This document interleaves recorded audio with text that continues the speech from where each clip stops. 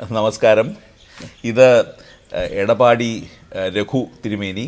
തിരുമേനി വളരെ കാലം പത്മനാഭസ്വാമി ക്ഷേത്രത്തിലെ ജീവനക്കാരനായിരുന്നു. അവിടെ ശ്രീകാര്യമായിരുന്നു, മുതൽപ്പിടിയായിരുന്നു. തിരുമേനിയുടെ അച്ഛൻ വളരെ പേരുകേട്ട വളരെ തപസ്വിയായിട്ടുള്ള നമ്പിയായിരുന്നു, ശേഷരാമൻ തിരുമേനി. അപ്പോൾ അതിനെക്കുറിച്ചൊക്കെ നമുക്ക് തിരുമേനിയുമായിട്ട് സംസാരിക്കാം. തിരുമേനി നമസ്കാരം. തിരുമേനി, ആദ്യമേ തിരുമേനിയുടെ അച്ഛനെ വെച്ച് തന്നെ തുടങ്ങാം. കാരണം എൻ്റെ അടുക്കൽ ആദ്യമായിട്ട് തിരുമേനിയുടെ അച്ഛനെ പറ്റി പറയുന്നത് സതീശൻ തിരുമേനിയാണ്, തന്ത്രി സതീശൻ തിരുമേനിയാണ്. അപ്പോൾ തിരുമേനി പറയുന്നു വളരെ തപസ്വിയായിട്ടുള്ള ആളായിരുന്നു. അദ്ദേഹത്തിൻ്റെ ആ നിഷ്ഠയെക്കുറിച്ച്, ആചാരങ്ങളിലുള്ള കാർക്കശ്യത്തെക്കുറിച്ചും നിഷ്ഠയെക്കുറിച്ചും ഒക്കെ പറഞ്ഞിട്ടുണ്ട്.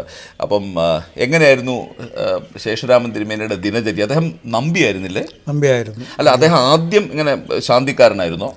ഇല്ല, ആദ്യം വളരെ പണ്ട് കീഴ്ശാന്തി ആയിരുന്നു, പത്മനാഭസ്വാമി ക്ഷേത്രത്തിൽ കീഴ്ശാന്തിയായിരുന്നു. അത് കഴിഞ്ഞ് അഭേദാനന്ദ ആശ്രമത്തിൽ ഇതായി മേൽശാന്തിയായി. അവിടെ നിന്ന് പിന്നെ അങ്ങോട്ട് തിരുവട്ടാറ്റ് നമ്പിയായി. തിരുവട്ടാറ്റ് നമ്പിയായിട്ട് എത്ര കാലം ഉണ്ടായിരുന്നു അദ്ദേഹം? അവിടെ ഒരു 6 കൊല്ലം ഉണ്ടായിരുന്നു. 6 കൊല്ലം തിരുവട്ടാറ്റ് നമ്പിയായിരുന്നു. അത് കഴിഞ്ഞ് നേരെ ഇവിടെ വന്നു അമ്പലസ്വാമി ക്ഷേത്രത്തിൽ. അപ്പോൾ ആദ്യമേ പഞ്ചഗവ്യത്ത് നമ്പിയായിട്ടാണോ കയറിയത്? അതെ, ആദ്യം പഞ്ചഗവ്യത്ത് നമ്പിയായിരുന്നു. ഏതാണ്ട് എത്ര കൊല്ലം ഉണ്ടായിരുന്നു? പഞ്ചഗവ്യത്ത് നമ്പിയായിട്ട് ഒരു 5 കൊല്ലം വരെ ഉണ്ടായിരുന്നു. 5 കൊല്ലം പഞ്ചഗവ്യത്ത് നമ്പിയായിരുന്നു. അത് കഴിഞ്ഞിട്ട് പെരിയ നമ്പിയായി. പെരിയ നമ്പിയായിട്ട് അദ്ദേഹം എത്ര കാലം വരുന്നു? അതൊരു 15 വർഷം. അപ്പോൾ ഏതാണ്ട് ഒരു 20 വർഷം അദ്ദേഹം നമ്പിയായിരുന്നു പത്മനാഭസ്വാമിയുടെ. എങ്ങനെയായിരുന്നു അദ്ദേഹത്തിൻ്റെ ദിനചര്യ? അതായത് അദ്ദേഹം വെളുപ്പിന് എത്ര മണിക്ക് എഴുന്നേൽക്കും? അത് കഴിഞ്ഞാൽ എന്ത് സംഭവിക്കും? അദ്ദേഹത്തിനെ സംബന്ധിച്ചിടത്തോളം നിഷ്ഠ എന്നുള്ളത് ഭയങ്കര നിർബന്ധമുള്ള കാര്യമാണ്. താൻ ആഹാരം കഴിച്ചില്ലെങ്കിലും തൻ്റെ കൃത്യം ഭംഗിയായിട്ട് ചെയ്യും. അത് ആർക്ക് വേണ്ടിയെന്നല്ല, അദ്ദേഹം പഠിച്ചിട്ടുള്ളത് അങ്ങനെയാണ്. അദ്ദേഹം അത് കൃത്യമായിട്ട് സന്ധ്യാവന്തനം, അത് കഴിഞ്ഞുള്ള കാര്യങ്ങളും അതുപോലെ പൂജാകാര്യങ്ങൾ ചുമ്മാ എന്തെങ്കിലും കാണിക്കാറില്ല. അത് ആവാഹിക്കേണ്ട രീതിയിൽ ആവാഹിച്ചിട്ട് ചെയ്യുള്ളൂ. അതുകൊണ്ട് പലപ്പോഴും അദ്ദേഹത്തിന് സമയദൈർഘ്യം ചിലപ്പോൾ എടുക്കും. ചിലപ്പോൾ പൂജയ്ക്ക് ഇരിക്കുമ്പോഴായിരിക്കും എന്തെങ്കിലും ബഹളം കേൾക്കുന്നത്, ആരെങ്കിലും അവിടെ വന്ന് സംസാരിക്കും. അങ്ങനെ വരുമ്പോൾ ദേഷ്യം വരും, അവർ വഴക്ക് പറയും, എന്നിട്ടാണ് വീണ്ടും തുടങ്ങും. അങ്ങനെയൊക്കെ ചില പ്രശ്നങ്ങളുണ്ടായിരുന്നു. അപ്പം അദ്ദേഹം രാവിലെ നമ്പിമഠത്തിൽ നിന്ന് വരുന്നു. അത് കഴിഞ്ഞിട്ട് നിത്യ ഇത് കഴിഞ്ഞിട്ട് അദ്ദേഹം നേരെ മുങ്ങിക്കുളിക്കാനായിട്ട് മിത്രാനന്തപുരത്ത് പോകുന്നു. അവിടെയാണ് അത് ഏതാണ്ട് എത്ര മണിക്കൊക്കെ ആയിരിക്കും? ഒരു 3 മണി. അതായത് ഇപ്പോൾ 2 ഇതുണ്ട്. അതായത് മുറമാസവും പിന്നെ കൂടിയ മാസം എന്ന് പറയും. മുറമാസത്തിലാണ് ഫുൾ ടൈം ജോലി. ഈ സമയത്ത് ഒരു 2:45 മടത്തിന് എഴുന്നേറ്റ് കഴിഞ്ഞാൽ 3:45 കടവിൽ പോകും. 3:45 ആകുമ്പോൾ കടവിൽ പോകും. എന്നിട്ട് കുളി, അത് കഴിഞ്ഞ് തർപ്പണമൊക്കെ കഴിഞ്ഞിട്ട് ഈ തട്ട് കൊടുത്തിട്ട് അവിടെ അപ്പോൾ ആൾക്കാർ കാണും, വിളിച്ചുകൊണ്ട് പോകാൻ. അകമ്പടിക്കാർ കാണും. അവർ വന്ന് അമ്പലത്തിൽ കൊണ്ടുപോയിട്ട് ബാക്കി പൂജാതി കാര്യങ്ങളൊക്കെ ചെയ്യും. അത് കഴിഞ്ഞ് അപ്പോൾ അദ്ദേഹം എപ്പോഴാണ് ആദ്യത്തെ അദ്ദേഹം ഭക്ഷണം കഴിക്കുന്നത്? ഇപ്പോൾ ഉദാഹരണത്തിന് ഒരു 2:30 എഴുന്നേറ്റാൽ എത്ര മണിക്ക് അദ്ദേഹം വെളുപ്പിന് 2:30? അതിപ്പോൾ അദ്ദേഹം ഞാൻ പറഞ്ഞ പോലെ ആഹാരം കഴിക്കാനുള്ള ഒരു പ്രൊവിഷൻ ഉണ്ടെങ്കിലും കഴിക്കില്ല അദ്ദേഹം. രാവിലത്തെ ഒരു ഇതൊക്കെ കഴിഞ്ഞ് എഴുന്നള്ളത്തൊക്കെ കഴിഞ്ഞ് ലൈറ്റായിട്ട് കഴിച്ചിട്ട് കടവിൽ പോകണം. ശുദ്ധിക്രിയകളൊക്കെ കഴിഞ്ഞ് തിരിച്ച് കയറാം, കഴിഞ്ഞിട്ട് ബാക്കി ചെയ്യാം. പക്ഷേ അദ്ദേഹം കയറിക്കഴിഞ്ഞാൽ ഉച്ചശുവേലി കഴിഞ്ഞ് പുറത്തിറങ്ങുമ്പോഴേ തീർത്ഥം പോലും കഴിയുള്ളൂ. അപ്പോൾ അതായത് വെളുപ്പിന് 2:30 2:45 എഴുന്നേൽക്കുന്ന അദ്ദേഹം ഉച്ചയ്ക്ക് 12-12:30 വരെ ജലപാനം കഴിക്കില്ല, തീർത്ഥം പോലും കഴിക്കില്ല. അത്രയും അത് കഴിഞ്ഞിട്ടാണ് തീർത്ഥവും കഴിച്ചിട്ടാണ് മഠത്തിൽ പോയി ചായയോ കാപ്പിയോ എന്തെങ്കിലുമൊക്കെ കഴിക്കുന്നത്. അപ്പോൾ ഇദ്ദേഹത്തിൻ്റെ ഈ നിഷ്ഠയെപ്പറ്റി ഞാൻ ഒരുപാട് കേട്ടിട്ടുണ്ട്, അതാ ചോദിച്ചത്. പിന്നെ വൈകുന്നേരം അദ്ദേഹം വീണ്ടും മുങ്ങി കുളിച്ചിട്ട് വൈകുന്നേരം വീണ്ടും ഒരു 4-4:15 ആകുമ്പോൾ കടവിൽ പോയി മുങ്ങിക്കുളിച്ച് സന്ധ്യാവന്തനം കഴിഞ്ഞ് ആണ് അമ്പലത്തിൽ പോകുന്നത്.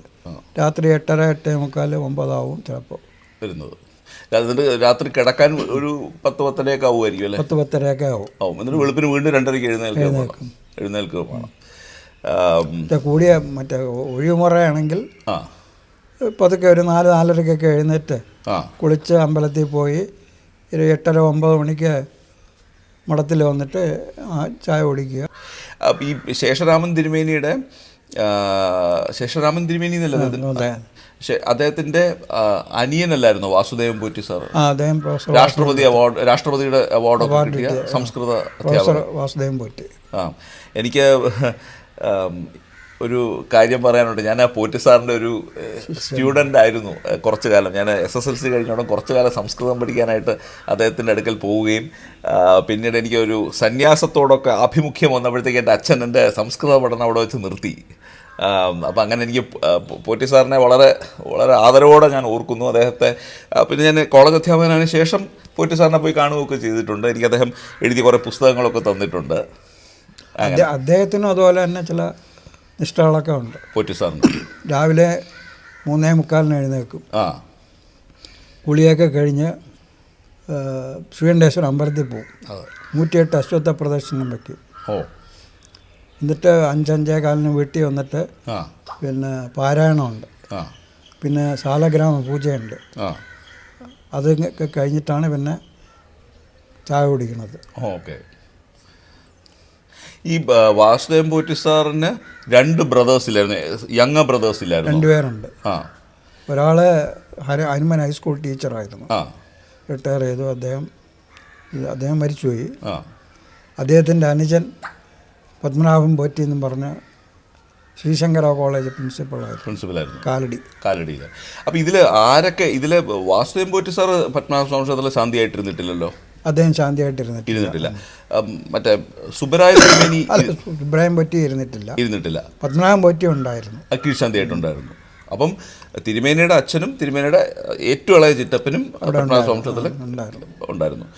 തിരുമേനിയുടെ മുത്തശ്ശനും ഇവിടെ അദ്ദേഹം നമ്പിയായിരുന്നു. അതായത് ഈ ശേഷാമ്പൂരിയുടെ അച്ഛൻ ശ്രീകണ്ഠേശ്വരത്ത് നമ്പിയായിരുന്നു, പത്മനാഭസ്വാമി ക്ഷേത്രത്തിന് നമ്പിയായിരുന്നു. അദ്ദേഹം വളരെ കാലം ഇരുന്നിട്ടുണ്ടോ? ഇല്ല, അദ്ദേഹം അധികം കാലം ഇരുന്നിട്ടില്ല. ഓക്കെ. ഈ ശേഷരാമൻ തിരുമേനിക്ക് ഈ ഇങ്ങനെ എനിക്കൊന്ന് ഈ നിഷ്ഠയിലെ ആ കാർക്കശ്യം, അതായത് ഈ ഭക്ഷണം കഴിക്കാതെയും ജലപാനം ചെയ്യാതിരുന്ന അങ്ങനെ അൾസറൊക്കെ വന്നില്ല, അങ്ങനെ ക്യാൻസറൊക്കെ വന്നില്ല? അങ്ങനെ വന്നു, അത് ഇതായിരുന്നത്.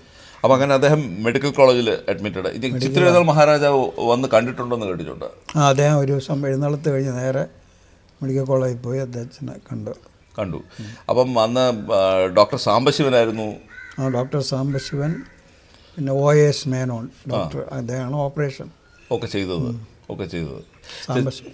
സാംബശിവൻ്റെ പ്രത്യേക പരിഗണന ദിവസവും ഉണ്ടാവുമായിരുന്നു.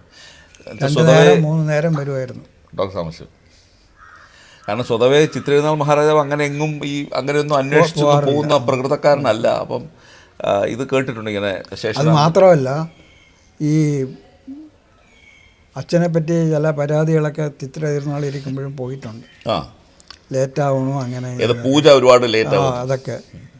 അപ്പോൾ ആദ്യമൊക്കെ അച്ഛനത് കാര്യകാരണങ്ങൾ സഹിതം തമ്പുരാനെ വിശദീകരിച്ചു കൊടുത്തു. ഒരു സഹസ്രനാമം എത്ര നേരം വേണം, അത് 5 മിനിറ്റ് കൊണ്ട് പറയാൻ പറ്റുമോ? ഇല്ല. അപ്പോൾ അതിൻ്റെതായ സമയം അതിന് വേണം. അങ്ങനെ വരുമ്പോൾ അതിൻ്റെ ഇത്രയും ആകും. അവസാനം തമ്പുരാൻ പറഞ്ഞു അദ്ദേഹത്തിന് എത്ര കാലം അവിടെ ഇരിക്കണോ അത്രയും കാലം ഇരിക്കണം, അദ്ദേഹത്തിന് ഒന്നും പറയാൻ പറ്റില്ല എന്ന് പറഞ്ഞു. അത്ര ആദരവായിരുന്നു ചിത്രനാൾ മഹാരാജാവെന്ന് കേട്ടിട്ടുണ്ട്. അതുപോലെ തിരുമേനി ഇദ്ദേഹം ഈ അസുഖവും വെച്ച് നമ്പിയായിട്ട് തുടർന്നു അല്ലേ വളരെ കാലം? അസുഖം ഇന്നതാണെന്നുള്ള ബോധം അച്ഛനില്ലായിരുന്നു. ഈ ചികിത്സിക്കുന്ന ഡോക്ടർക്ക് അറിയാം, എനിക്ക് പോലും അറിഞ്ഞൂടായിരുന്നു. ഏത് ക്യാൻസർ ആണെന്നുള്ളത്. അപ്പോൾ ഈ വേദനയും കൊണ്ട് അദ്ദേഹം നമ്പിയായിട്ടില്ല. എന്നിട്ട് അദ്ദേഹം ഒടുവിൽ അസഹ്യമായപ്പോഴായിരിക്കും കൊട വെച്ച് അദ്ദേഹം നേരെ അഡ്മിറ്റായി. അധികം വൈകാതെ അദ്ദേഹം തിരുമേനി ശ്രീകാര്യമായിരുന്നു, മുതൽപ്പിടിയായിരുന്നു. ഇപ്പം ശ്രീകാര്യം എന്ന് പറഞ്ഞാൽ നമുക്കറിയാം ശ്രീകാര്യം എന്താണ്, പക്ഷേ ഈ മുതൽപ്പിടി എന്ന് പറഞ്ഞാൽ എന്താണ്?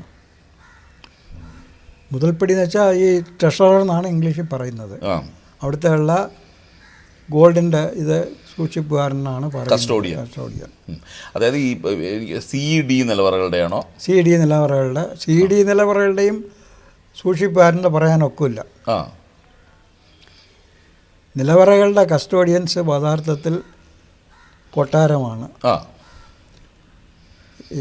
പിന്നെ അത് ഒരു മുതൽപ്പടിക്കും തുറക്കാനൊക്കില്ല. ഇവരുടെയൊക്കെ സാന്നിധ്യം, പലരുടെയും സാന്നിധ്യം വേണം. അതെ, ഈ നിലവറ കല്ലറ തുറക്കുമ്പോൾ എങ്ങനെയാണ് അതിൻ്റെ പ്രക്രിയ എങ്ങനെയാണ്? പ്രക്രിയ അതായത് ഇപ്പോൾ മറ്റേ കൊട്ടാരം അഡ്മിനിസ്ട്രേറ്റീവ് ഓഫീസിൽ ഒരു പെട്ടിക്കകത്ത് സീൽ ചെയ്ത താക്കോലുണ്ട്. അത് അവിടെ നിന്ന് വരുന്ന അഡ്മിനിസ്ട്രേറ്റീവ് ഓഫീസറോ അദ്ദേഹം ചുമതലപ്പെടുത്തുന്ന ആരെങ്കിലും കൊണ്ടുവരും. ഒരു പ്യൂണുമായിട്ട് വരും. എന്നിട്ട് ഇവിടെ എക്സിക്യൂട്ടീവ് ഓഫീസറുടെ കസ്റ്റഡിയിൽ താക്കോലുണ്ട്. അത് ഇവിടുത്തെ എക്സിക്യൂട്ടീവ് ഓഫീസർ കൊണ്ടുവരും. എന്നിട്ട് എല്ലാവരും പ്രസൻ്റ് ആവും. പിന്നെ കൊട്ടാരത്തിൽ നിന്ന് ഒരു റെപ്രസെൻറ്റേറ്റീവ് കാണും. സാധാരണ ഡോക്ടർ RP രാജയാണ് വന്നുകൊണ്ടിരുന്നത്. ഇപ്പോൾ ആരെന്ന് എനിക്കറിയില്ല. അദ്ദേഹം കാണും. പിന്നെ എക്സിക്യൂട്ടീവ് ഓഫീസർ കാണും. ഗാർഡ് കമാൻഡർ കാണും. പിന്നെ ഇത്രയും പേരുടെ സാന്നിധ്യത്തിലാണ് ഒരു ഗാർഡ് കാണും. പിന്നെ ആഴാതി അല്ലെങ്കിൽ ആഴാതിയും കാണും. ആഴാതിയാണ് തുറക്കണത്. നാഴിപ്പൂട്ടൊക്കെ തുറക്കുന്നത് ആദ്യം പെട്ടിയുടെ സീല് പൊട്ടിച്ച് താക്കോലെടുക്കും. എന്നിട്ട് അത് തുറക്കും. അത് കഴിഞ്ഞ് എക്സിക്യൂട്ടീവ് ഓഫീസറുടെ കയ്യിലുള്ള താക്കോൽ വെച്ച് തുറക്കും. എന്നിട്ട് വേണം അകത്ത് കയറാനായിട്ട്. അങ്ങനെയാണ് അകത്ത് കയറുന്നത്. അതെ. അതിന് മുമ്പേ തന്നെ എടുക്കേണ്ട സാധനങ്ങളുടെ ലിസ്റ്റ് നമ്മൾ എഴുതി വയ്ക്കും. അപ്പോൾ ആ ലിസ്റ്റ് അനുസരിച്ച് സാധനങ്ങളൊക്കെ പുറത്തെടുത്തതിന് ശേഷം എല്ലാം കംപ്ലീറ്റ് ആയതിന് ശേഷം അത് പൂട്ടും. അടുത്ത നിലവറ തുറക്കും. D അതിൽ നിന്ന് ആവശ്യമുള്ള സാധനങ്ങളും എടുത്ത് പുറത്തെടുക്കും. എന്നിട്ട് അതും പൂട്ടി സീൽ ചെയ്യും. എന്നിട്ട് ഈ താക്കോലുകളൊക്കെ അവരവർ കൊണ്ടുപോകും. പിന്നെ കൊട്ടാരത്തിൽ നിന്ന് വരുന്ന ആളും പിന്നെ മുതൽപ്പടിയും ചേർന്ന് ഈ എടുത്തിരിക്കുന്ന പൂജാപാത്രങ്ങൾ, സ്വർണം, വെള്ളി എല്ലാം ഉണ്ട്. അതിൻ്റെയൊക്കെ നമ്പറുകൾ രജിസ്റ്ററിൽ എഴുതി വയ്ക്കും. എല്ലാത്തിൻ്റെയും നമ്പർ എഴുതണം. ഏകദേശം 1 മണിക്കൂറിന് മുകളിലാകും. എടുത്തതിന് ശേഷം അത് പിന്നെ കുടങ്ങളായതൊക്കെ ആഴാതെ ഏൽപ്പിക്കും. കാരണം അയാളാണ് നമ്പൂതിരിക്ക് പാടിന് മണ്ഡപത്തിൽ സപ്ലൈ ചെയ്യേണ്ടത്. പിന്നെ ചിലത് മുതൽപ്പടിയുടെ കസ്റ്റഡി വരും. ഇത് ഏതൊക്കെ സന്ദർഭങ്ങളിലാണ് തുറക്കുന്നത്? കളഭത്തിൻ്റെ സമയത്തും ഉത്സവത്തിൻ്റെ സമയത്തും? കളഭത്തിന്, ഉത്സവം, ഇത്ര 2 ഉത്സവം, 2 കളഭം. 2 ഉത്സവം. അപ്പം 4 വട്ടം. പിന്നെ എന്തെങ്കിലും അടിയന്തരങ്ങൾ വന്നാൽ അപ്പോഴും ഇതുപോലെ തുറക്കണം. ഓക്കെ. ഇതെല്ലാം അടിയന്തരങ്ങൾ കഴിഞ്ഞ് ഒരാഴ്ചക്കകം ഇതേ പ്രോസസ്സ് അനുസരിച്ച് തന്നെ തിരിച്ചു വയ്ക്കും. തിരിച്ചു വയ്ക്കുമ്പോൾ ഇവരൊക്കെ ഉണ്ടാവും? ഇതെല്ലാം ഉണ്ടാവും. ആദ്യം ഇതെല്ലാം അവിടെ കൊണ്ട് നിരത്തി വയ്ക്കും. ഗോഡുകാരൻ ഡ്യൂട്ടി കാണും, ഞാൻ കാണും, പിന്നെ കൊട്ടാരത്തിൽ നിന്ന് ആൾ വരും. എന്നിട്ട് ഈ നമ്പറുകളൊക്കെ അതിൽ എഴുതണം. എക്സിക്യൂട്ടീവ് ഓഫീസർ പിന്നീടേ വരുള്ളൂ. ഈ നമ്പറൊക്കെ രജിസ്റ്ററിൽ എഴുതണം. എന്നിട്ട് ഇവർ സമയമാകുമ്പോൾ കൊട്ടാരത്തിൽ നിന്ന് വരും, എക്സിക്യൂട്ടീവ് ഓഫീസർ വരും, കല്ലറ തുറക്കും, പിന്നെ അകത്ത് വയ്ക്കും. ഇത്രയും പേരുടെ സാന്നിധ്യത്തിലാണ് തുറക്കുകയും അടയ്ക്കുകയൊക്കെ ചെയ്യുന്നത്, തിരിച്ചു വയ്ക്കുകയൊക്കെ ചെയ്യുന്നത്. ഇടയ്ക്ക് ഒരു യൂട്യൂബ് ചാനലിൽ doctor MG Shashibhushan, Shashibhushan sir ഒരു ആരോപണം ഉന്നയിച്ചിരുന്നു. ആ ആരോപണം എന്താ വെച്ചാൽ, അതായത് അമിക്കസ് ക്യൂറി ഗോപാൽ സുബ്രഹ്മണ്യം വരുമ്പോൾ തിരുമേനിയായിരുന്നല്ലോ അന്നത്തെ മുതൽപ്പിടി. അപ്പം ഗോപാൽ സുബ്രഹ്മണ്യത്തിൻ്റെ അടുക്കലെയും വിനോദറായുടെ അടുക്കലും മുതൽപ്പിടി കൺഫെസ് ചെയ്തു. അതായത് ഒരു തിരുവിതാംകൂർ രാജകുടുംബാംഗത്തിൻ്റെ അറിവോടെ ആണ് കേണൽ ഗോപിനാഥൻ നായർ അതിനകത്ത് സ്വർണം കടത്തിയതായിട്ട്, അപഹരിച്ചതായിട്ട്. അങ്ങനെ തിരുമേനി കൺഫെസ് ചെയ്തോ? ഇല്ല, ഞാൻ ഒരിക്കലും കൺഫെസ് ചെയ്തിട്ടില്ല. എനിക്കറിയാത്ത കാര്യം, നടക്കാത്ത കാര്യമാണത്. നടക്കാത്ത കാര്യം ഞാൻ എങ്ങനെയാണ് അവരുടെ അടുത്തൊക്കെ പറയണത്? ഒന്നാമത് ഈ മാതിരി കാര്യങ്ങൾ പറയാൻ തക്കനെയുള്ള അടുപ്പമൊന്നും ഈ പറഞ്ഞ ആൾക്കാർക്ക്, വിനോദറായെ ഞാൻ കണ്ടിട്ടേ ഇല്ല. പിന്നെ ശശിഭൂഷൺ സാറിനെ കണ്ടിട്ടുണ്ട്. പിന്നെ ഇയാൾ അമിക്കസ് ക്യൂറി, ഇവരുമായിട്ട് ഞാൻ കാണാറുണ്ട്.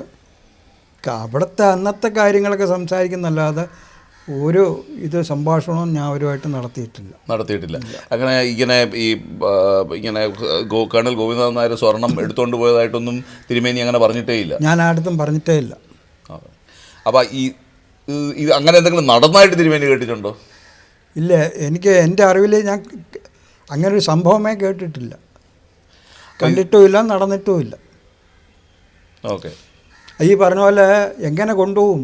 ഞാനിപ്പോൾ പറഞ്ഞില്ലേ, ഇത്രയും ആൾക്കാർ സാന്നിധ്യത്തിലാണ് ഇത് തുറക്കുന്നത്. അതെ, ഇതിൽ എല്ലാവരും ഷെയർ കൊടുത്ത് വേണ്ടേ കൊണ്ടുപോകാൻ. പറയണം അതിട്ട് അത് പിന്നെ ഇത്രയും നാൾ അതെങ്ങനെ വെച്ചിരുന്നു. അതെ, പറയണതിനൊരു മര്യാദ വേണ്ടേ. അപ്പോൾ അത് തീർത്തും അടിസ്ഥാനരഹിതമാണ്, നിരാധാരമാണെന്നാണ് തിരുമേനിയുടെ അഭിപ്രായം. തീർച്ചയായിട്ടും. ഓക്കെ. വേണമെങ്കിൽ പത്മനാഭനാണ് സത്യം എന്ന് വേണമെങ്കിലും പറയാം. അത്രയ്ക്ക് ഉറപ്പുണ്ട് എനിക്ക്. അങ്ങനെ ഒന്നും നടന്നിട്ടുമില്ല, തിരുമേനി അങ്ങനെ പറഞ്ഞിട്ടുമില്ല. ഇല്ല.